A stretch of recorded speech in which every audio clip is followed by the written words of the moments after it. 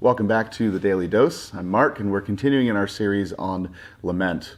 We've looked already at what lament is, why we don't do it, why we have a hard time with it. We looked last time at the inward versus Godward contrast in lament. And today we're going to look at this idea that lament, when done rightly, is actually an act of faith and worship rather than an act of grumbling and complaining. And I want to look at the example of Job. Some of you are familiar with Job. Long story short, everything terrible that you could ever imagine possibly happening to someone happened to Job in a very short period of time. And when he gets some of the most horrible news that anyone could ever receive about many members of his family passing away tragically, in Job chapter 1, we see Job's response. It says in verse 20, "Then Job arose, he tore his robe, shaved his head, and fell on the ground and worshipped." He tore his robe, shaved his head, fell on the ground, and worshipped.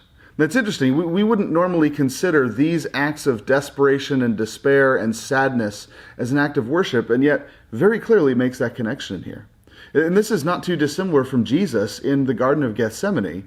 He's praying. He's not excited about what's coming, right? He's praying, God, if there is any possibility, any way to have this cup removed from me, please, can we do that?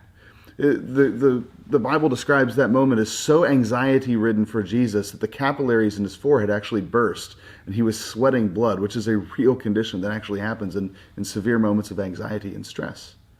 And in these moments, so what are Job and Jesus doing? These are acts of faith and worship. They're not minimizing or glossing over the pain or the anticipation of suffering or the extreme grief and sadness of losing a loved one. Job lost all of his children in this accident. They're not glossing over, minimizing it. They're saying, here's what it really is. Here's the depths of this pain and this sadness and this frustration and this fear. They're making an honest assessment of what's going on, and they're taking it in that Godward direction. And this is an act of faith, because it's an implicit acknowledgement of the character of God.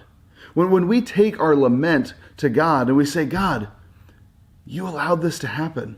Or God, are you doing something in this? God, what are you doing? Whatever direction that takes, when we bring that lament in that Godward direction, it's that implicit acknowledgement of the character of God.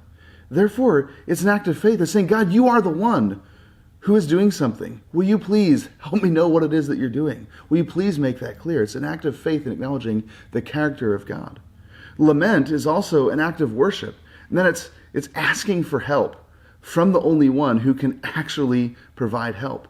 Over and over again, both New Testament and Old, we see the character of God as one who inclines his ear to his people. He loves to hear, loves to answer their prayer. Especially in the New Testament, over and over again, you have this idea of the God who loves to give good gifts to his children who ask. And the invitation to come before the throne to find mercy and grace in time of need, and he will graciously offer that through Jesus. Part of worship is coming before God and saying, God, I need you and I need your help. Will you please give it? And in lament, when we, through faith, acknowledge the character of God, you are the one that's allowing this, you are the one that's in control, can you help? And that act of worship then of saying, God, please do something, please intervene, please deliver, please rescue, please comfort. That coming before God with the open hands, that posture of a child saying, I can't do this without you, that in and of itself is an act of worship. And so I just want to encourage that truth to all of us today, that lament is not this grumbling, complaining. It's not this, going before God and just accusing him with everything, although sometimes that happens. But it is by nature, that Godward direction of lament is by nature an act of faith and worship that is pleasing to our God who loves to hear from his children.